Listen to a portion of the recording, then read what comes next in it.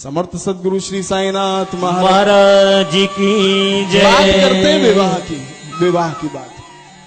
साहब विवाह दो प्रकार के हैं आजकल, एक तो है विवाह और एक है ब्याह।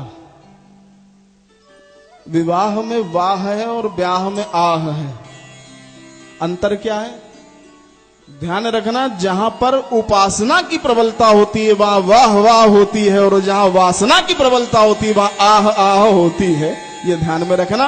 भगवान को केवल मूर्तियों तक संकुचित मत रखो, अपने जीवन में भी उनको स्थान दो, अपने संबंधों में भी सर्वोपरि संबंध भगवान का अगर बना लोगे तो संबंध कभी टूटेंगे नहीं। ये ध्यान में रखना। भगवान स्वयं उनकी सुरक्षा करेंगे। एक चमत्कार बड़ा प्रचलित है। दो परिवार थे, दोनों साईं भक्त थे, तो आपस में संबंध जोड़ लिया।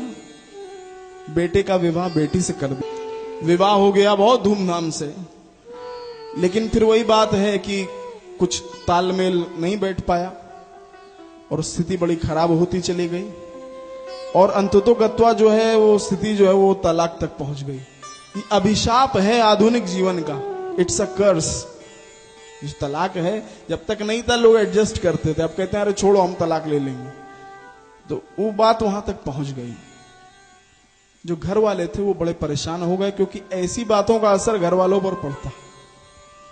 बहुत परेशान हो गए। कहते हैं अब इतनी धूमधाम से शादी की और ये बच्चे कह रहे हैं तलाक ले लेंगे।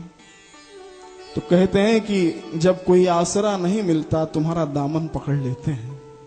मन में एक भाव आया कि ऐसा करते हैं, इनको शिरडी भेज देते हैं, जहां भगवान का परम धाम है और हम बाबा के ही भक्त हैं। इन दोनों से कहते हैं कि ये शिरडी चले जाएं। उनसे कहा तो कहते हैं एक साथ नहीं जाएंगे। द्वेष इतना बढ़ गया था, कहते एक साथ नहीं जाएंगे, अलग अलग जाएंगे। उन्होंने कहा चलो अलग अलग ही सही हो, तो आओ भगवान के पास। यहां से जब वो लोग निकले हैं तो घर वालों ने बाबा के आगे प्रार्थना की कि प्रभु तुम्हारे ही बच्चे हैं, तुम ध्यान रखना, अबोध हैं, नहीं जानते हैं, पर हमारे तो अश्रु तुम्हारे चरणों में गिर रहे हैं। शिरडी के भगवान तुम तो प्रेम के अवतार हो, फंस गया हूं संकटों में तुम ही खेवनहार हो। नंगे पद भक्तों के हित में दौड़ने वाले प्रभु, देखना निष्फल न मेरे आंसुओं की धार हो, देखना निष्फल न मेरे आंसुओं की धार हो। वहीं से अर्जी लगाई है।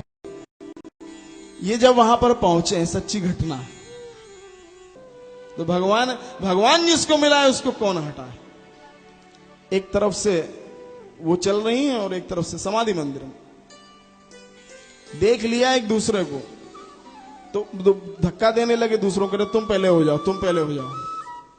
ये भी नहीं चाहते कि एक साथ पहुंच जाए, तुम पहले हो जाओ। लेकिन भगवान बुलाते हैं तो कौन पहले।